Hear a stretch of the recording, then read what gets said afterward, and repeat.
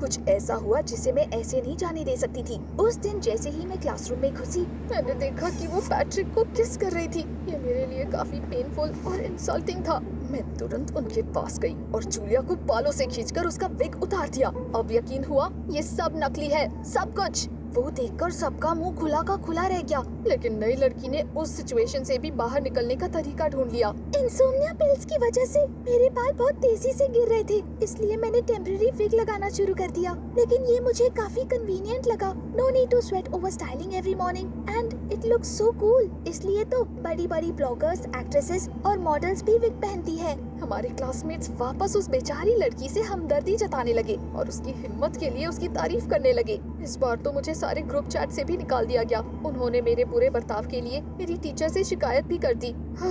जल्दी ही खबर मेरे पेरेंट्स तक पहुंच गई और घर आने पर मॉम ने मुझे पनिशमेंट सुना दी, a month without pocket money और इंटरनेट। मैं पूरे दिल से जूलिया से अब नफरत करती थी। उसने मेरा क्राउन, मेरा बॉयफ्रेंड, मेरे फ्रेंड्स सब कुछ छीन लिए थे मुझसे और टीचर्स और मेरे पेरेंट्स के सामने मेरी पूरी इमेज भी खराब कर दी थी। उसकी वजह से लोग मुझे घटिया लड़की समझने लगे थे। मैं उसे ऐसे नहीं छोड़ सकती थी। वैसे भी मेरे पास अब खोने को कुछ भी नहीं था। अगले दिन मैंने जिम क्लास का वेट किया। उसके बाद जैसे ही जूलिया ने एब्स एक्सरसाइज शुरू किए, मैं उसके पैरों पर बैठ गई और उसके गाल पकड़कर उसकी स्किन खींचनी शुरू कर दी। लेकिन पता नहीं क्यों वो मास्क तो बाहर ही नहीं आ रहा था। जूलिया का गाल बिल्कुल लाल लाल हो गया था, आंखों से आंसू निकल गए और उसका मस्कारा पूरे फेस पर फैल गया। वो तुरंत उठकर खड़ी हो गई और चीखने लगी, Are you completely nuts? तुम ऐसा क्यों कर रही हो? मैंने चुपचाप अपनी नजरें झुका ली। सब मुझे ही देख रहे थे। किसी लड़की ने जूलिया को वेट वाइप्स दिए और उसने अपना मेकअप हटाना शुरू कर दिया। मैं सांस रोककर इंतजार करने लगी।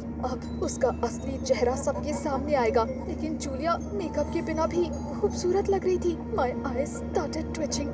It simply wasn't possible. मैंने खुद सब कुछ अपनी आंखों से देखा था। उस वक्त शॉक की वजह से मेरा खुद पर से कंट्रोल ही नहीं रहा। मुझे कुछ समझ नहीं आ रहा। तुम अगली हो।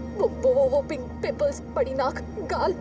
No, you're lying. तू लायर है। तू लायर है। उसके बाद मेरी आंखों के सामने अंधेरा छा गया। टीचर्स का डरा हुआ चेहरा, मेडिकल ऑफिस, डॉक्टर्स के नोट्स, मॉम, टैक्सी, घर। It was only in bed that I began to come to my senses a little. Mom ने बताया कि स्ट्रेस की वजह से मैं बेहोश हो गई थी, इसलिए डॉक्टर ने मुझे आराम करने के लिए हर्बल टी पीने के लिए कहा। लेकिन शुरू में मुझे उससे कोई मदद नहीं मिली। मैं ना तो ठीक से सो पा रही थी और ना ही खा पा रही थी। जूलिया के दो चेहरे हमेशा मेरी आंखों के सामने रहते थे, एक ड्रेसिंग रूम वाला और दूसरा जिम वाला। मैं ना चाहते हुए भी बार बार उन्हें कंपेयर कर रही थी। मुझे लग रहा था कि मैं पागल हो जाऊंगी। जब मैं घर पर थी तो कोई भी मुझसे मिलने नहीं आया, लेकिन मॉम ने ऑफिस से छुट्टी ले ली और हमेशा मेरे साथ रहती थी। कुछ दिन बाद मुझे थोड़ा अच्छा फील होने लगा, इसलिए मॉम वापस अपने काम पर चली गई और मैं अपने दिमाग से उन स्ट्रेंज बातों को निकालने के लिए इंटरनेट पर टाइम स्पेंड करने लगी। लेकिन फिर एक दिन मुझे जूलिया की एक पिक्चर दिखाई दी। मैंने उसे बड़ा करके ध्यान से देखा। उसका फेस सच में मास्क जैसा नहीं लग रहा था। शायद मुझसे कोई गलती हो गई थी। I decided to take a look at other photos to finally make sure of that and opened her profile.